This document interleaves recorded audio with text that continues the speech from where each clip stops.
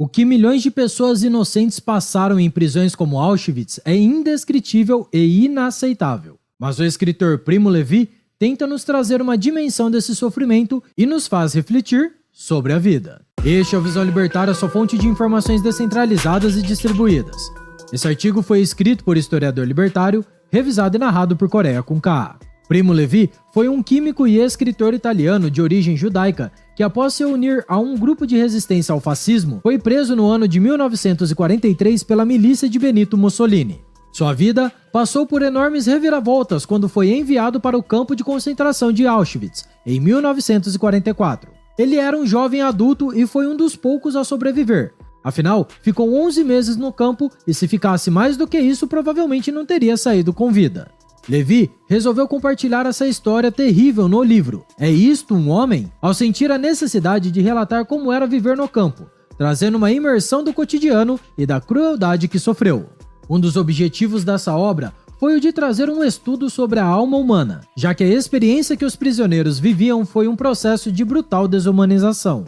Por ter conhecimentos de química e suas habilidades serem consideradas úteis para os alemães, acabou conseguindo algumas pequenas regalias em relação aos outros prisioneiros. Levi revelou em sua obra que, além dele, outros 650 italianos estavam na prisão, e ele foi um dos 20 sobreviventes do campo de concentração, que sobreviveram aos 11 meses.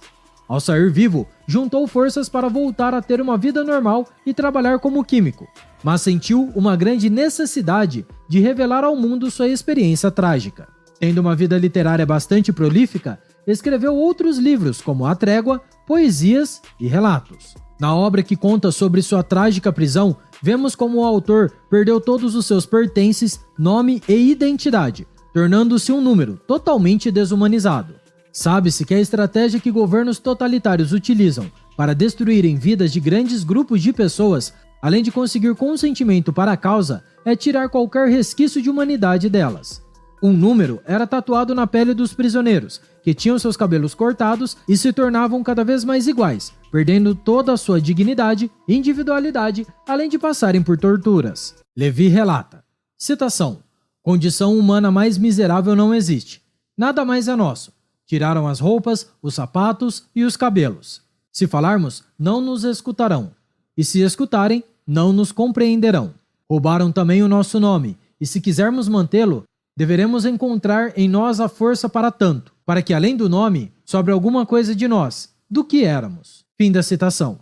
Ele nos mostra toda a degradação humana em sua experiência, inclusive dos vigias da prisão que não eram vistos como seres humanos. Levi conta o caso de um jovem que deu graças a Deus porque outros foram chamados para a câmara de gás e não ele. Mas nas reflexões, vemos que era difícil manter a fé nesses momentos e que a qualquer momento podemos ser os próximos a serem executados de maneira desumana. Tantos jovens morreram em campos de concentração porque alguma reza tornaria um homem imune a esse fim. Seria um dos questionamentos do escritor italiano. Vemos no livro o cotidiano miserável e infeliz que os prisioneiros viviam naquele local tenebroso, como a fome era presente e deixava as pessoas no estado de tristeza e fraqueza. O autor também revela os momentos difíceis de ter que trabalhar em temperaturas baixas e como a morte chegava a qualquer momento. Primo Levi reflete sobre a ação mecanizada dos guardas que, mesmo sem raiva, pareciam estar de alguma forma programados para agredir pessoas que nem sequer conheciam. Parecem estarem só cumprindo seu papel, exercendo sua função esperada na engrenagem da violência. Isso nos traz uma reflexão sobre como um regime tirânico consegue manipular as pessoas a desprezar a vida humana. O que o governo despótico como os fascistas e os nacionais socialistas mais exigiam de seu povo era obediência, docilidade e lealdade, e foi assim que tantos soldados e policiais foram manipulados e cometeram crimes. O livro é uma obra difícil de digerir e aceitar, como a humanidade chegou naquele ponto de degradação e injustiça, mesmo após tantos avanços intelectuais e científicos, e da suposta civilidade da sociedade alemã. Como o livro foi escrito pouco após a soltura de Levi, ele consegue lembrar com facilidade todos os momentos que passou no campo, e seus relatos são bastante precisos.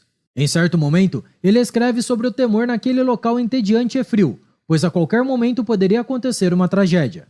Citação: "Isso é o inferno. Hoje em nossas vidas, o inferno deve ser assim, uma sala grande e vazia, e nós cansados de pé diante de uma torneira gotejante, mas que não tem água potável, esperando uma coisa terrível e nada acontece. E continua não acontecendo nada. Fim da citação. Nada era explicado naquele local. Os presos nada sabiam ou tinham o direito de saber. O motivo das coisas que aconteciam não lhes era falado.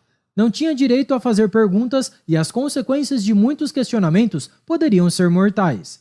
Levi teve que aprender alguma coisa de alemão para entender muito do que acontecia. Apenas devia cumprir ordens e trabalhar conforme as demandas impostas a ele, sempre lutando por comida e pela própria sobrevivência num ambiente insalubre. Por tudo isso, é importante divulgar a verdade, lutar pela liberdade e evitar discursos e ideologias que visam desumanizar as pessoas, só porque elas não concordam com o regime no poder ou praticam uma religião não aceita. A tirania está sempre presente na história humana. A diferença é o que a alimenta. Isso só é possível somente através da completa nulificação da dignidade alheia, do valor da vida, que os métodos de extermínio passam a ser tolerados. Uma sociedade empática que reconhece a humanidade e o direito natural pertencente a todos os indivíduos jamais deixaria um sistema de opressão desse acontecer. Para combater isso, precisamos entender e aceitar que todo ser humano é digno de direito e respeito, tendo direito natural e inalienável de ser dono de sua vida e de seu corpo. A justificação da escravidão está sempre na falsa compreensão de que os indivíduos não são donos de si e não podem tomar suas decisões. Mas o governo é quem tem esse direito. Foi com base nessas justificativas que milhões de africanos foram escravizados durante muito tempo no passado. Apesar de que todos os horrores do Holocausto foram resultado de um processo longo de perseguição, propaganda, discriminação e posterior extermínio, essas práticas eram consideradas antiéticas e ilegais pelo direito internacional. No entanto, é interessante refletir que dentro da Alemanha, as leis discriminatórias e segregacionistas foram sendo criadas e implementadas, tudo nas leis do governo alemão, do que era aceito pelas instituições do Estado, que foram sendo gradualmente corrompidas. Acontece que nesse processo de implementação de uma ditadura e corrompimento de toda a justiça no país, a manipulação da linguagem se faz necessária para essa distorção da moral. O regime dos alemães naquela época implementou vários decretos e novas leis na década de 1930, conhecidos como as Leis de Nuremberg, que visavam a marginalização e discriminação dos judeus e outras minorias. Tudo isso foi fortemente legitimado por discursos e propagandas. Essas leis, que hoje seriam consideradas absurdas, foram normalizadas, tiveram o efeito de restringir completamente os direitos civis e econômicos dos judeus, proibindo essas pessoas, mesmo que cidadãos alemães, de atuarem em várias profissões ou ter propriedades. Por isso, como libertários, condenamos qualquer tipo de ideia ou discurso de que o governo e sua classe de políticos possam criar leis que controlem nossas vidas e limitem nossos direitos. Leis devem ser descobertas pelo uso da razão e não criadas por burocratas ou políticos. Ninguém deveria ter essa capacidade. Esse poder, infelizmente, sempre abre precedentes para novas tiranias e genocídios cada vez piores, e são recorrentes na história. Afinal, se nossa liberdade for controlada por políticos, ela não passará de uma concessão que pode ser retirada a qualquer momento. Após a Segunda Guerra Mundial, com a descoberta dos crimes contra a humanidade, houve um longo julgamento dos criminosos no Tribunal de Nuremberg. Graças a ele, com a permissão do direito de defesa dos acusados, os principais líderes alemães que sobreviveram à guerra foram finalmente condenados à morte. Foi estabelecido também que indivíduos não poderiam se excusar da responsabilidade por seus atos usando a desculpa de estar cumprindo ordens ou de estar agindo segundo a lei. Afinal, somos todos dotados de livre-arbítrio e somos seres racionais totalmente cientes do que é certo e errado, independentemente de que tipo de sociedade que vivemos. Primo Levi escreveu sobre o porquê a humanidade acaba em certas épocas sucumbindo ao mal. Existem monstros, mas são poucos para serem realmente perigosos. Mais perigosos são os homens comuns, os funcionários prontos para acreditar e agir sem fazer perguntas.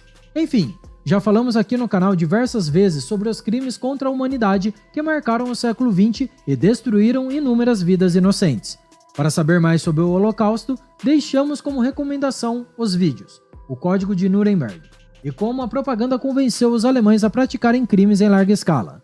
Os links estarão aqui na descrição. Obrigado por sua audiência. Se você gostou do vídeo, compartilhe em sua rede social. Caso deseje ser avisado de outros vídeos, inscreva-se no canal e depois clique no botão da campainha. Até a próxima e tchau, obrigado!